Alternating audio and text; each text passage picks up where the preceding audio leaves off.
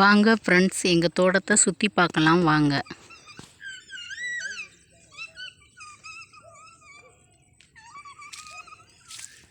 பாருங்கள், எங்கள் தோட்டத்தில் கொய்யா மரம்லாம் இருக்குது பாருங்கள். இது மாமரம் வச்சுருக்கோம் பாருங்கள். நிறைய கொய்யா மரம் வச்சுருக்கோம் நாங்கள் தோட்டத்தில்.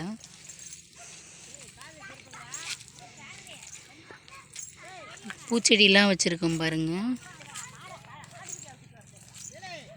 முருங்கை செடி, பிச்சிப்பூ, வாழை மரம்,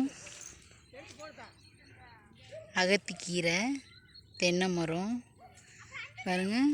எல்லா செடியுமே வச்சுருக்கோம் நாங்கள் பாருங்கள்.